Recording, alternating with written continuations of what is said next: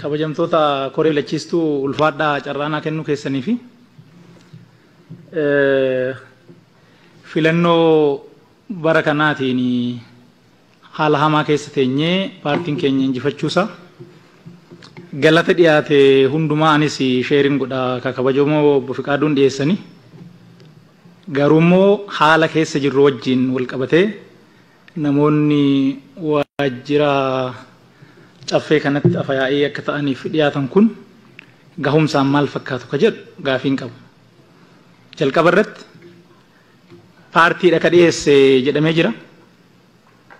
An koree hooggansa paartii keessaa nama tokko dubbii kanaan hin dhageenye. Warri godina irraa dhufanii itti mari'atanuu akka jiru nan beeka. Hirmaachisuun baay'ee gaariidha. Akkamitti wanni kun eenyu faatu madaalee eenyu koreen waan kana qorate hin jedhu kuni anaaf gaafidha jechuudha deemsa irratti maal taaneet keessaa hafne nuyi akkamitti quba qabaachuu baanne waan paartiin keenya dhiyeessu paartiin keenya akkamitti duubatti nu dhiise adda durummaadhaan paartii kana odoo qabsoofnu waajjira paartii keessatti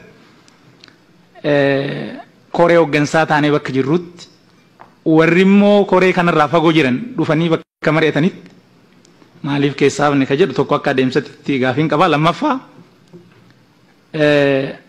naannoo keenya keessatti wanni baay'een han hojjanne milkeessine jira wajjin sheer goona haa ta'u immoo wanni harcaafne wanni ammas uummata keenyatti rakkoo ta'e dhibee ta'e ibidda ta'e baay'eetu jira jechuudha.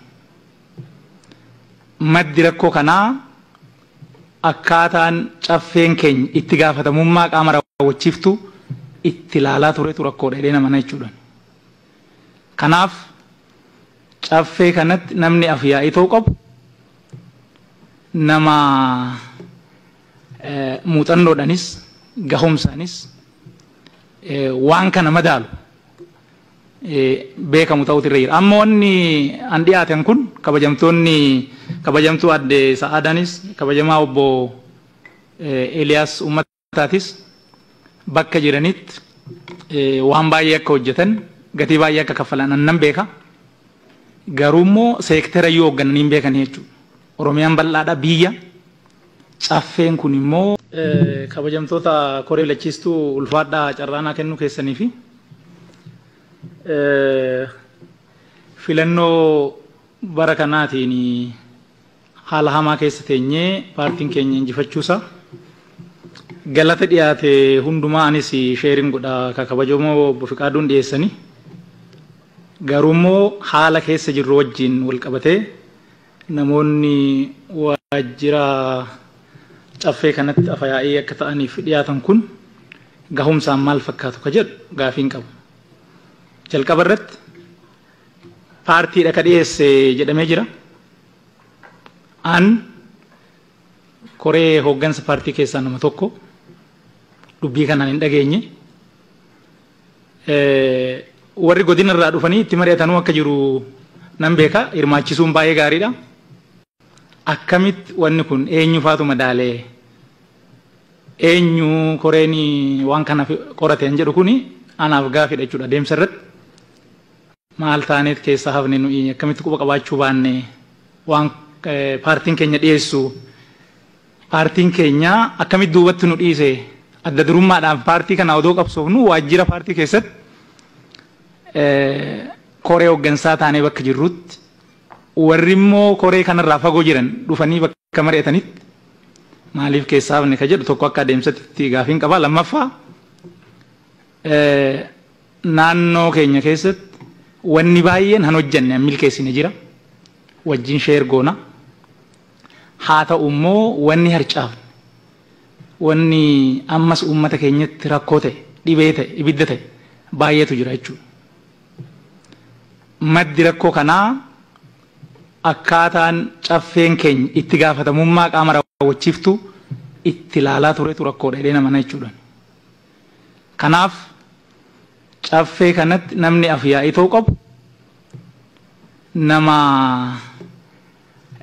muuxannoodhaanis gahumsaanis waan kana madaalu beekamu ta'uutu irra jira. Amma wanni an dhiyaatan kun kabajamtuu adde Sa'aadaanis kabajamaa obbo Eeliyaas Ummataatis bakka jiranitti waan baay'ee akka hojjetan gatii baay'ee akka kaffalan annan beeka.